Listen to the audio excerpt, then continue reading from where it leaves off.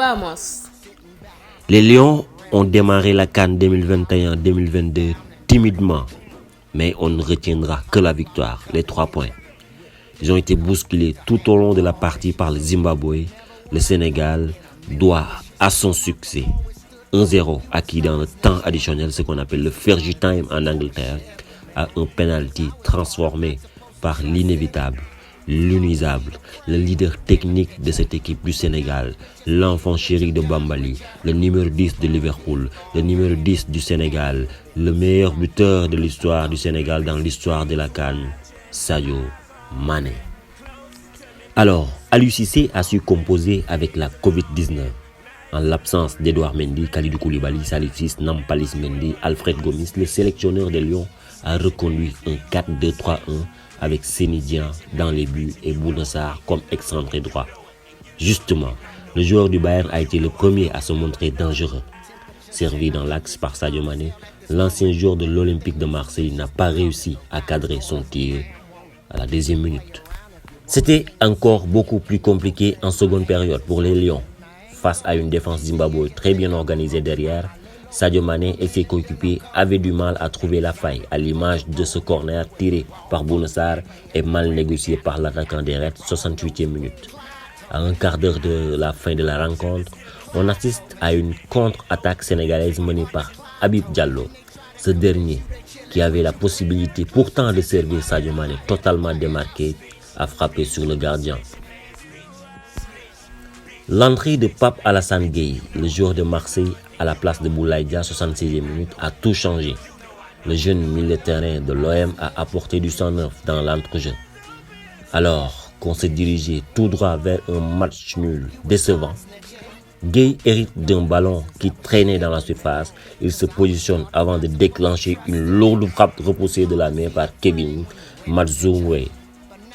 Un penalty transformé par l'inévitable Sadio Mané à la 96e minute.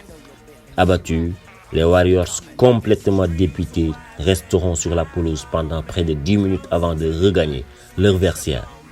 Pour les Lions, seule la victoire était importante, mais il faudra rehausser le niveau vendredi prochain face à la Guinée dans le cadre de la 2e journée dans le groupe B. Parlons de la Guinée.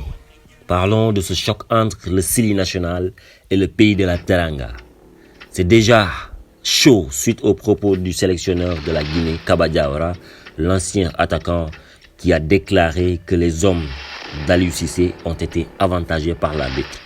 Le Sénégal, grande équipe, lui, a été avantagé par l'arbitre.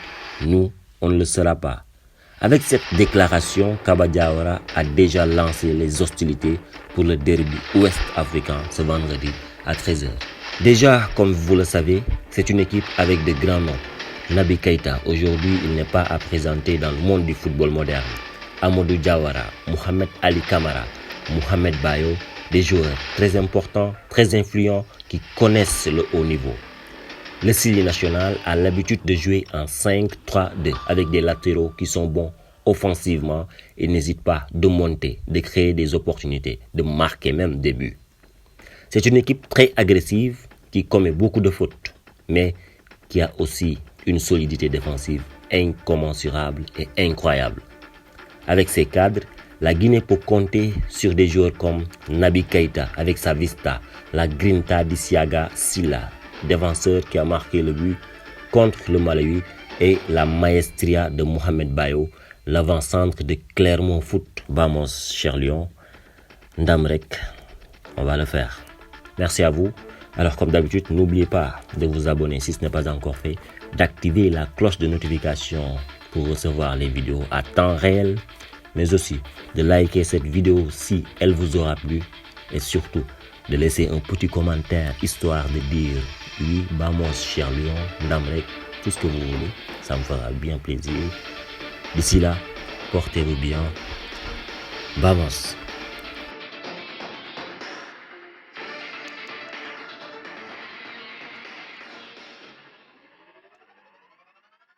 Vamos.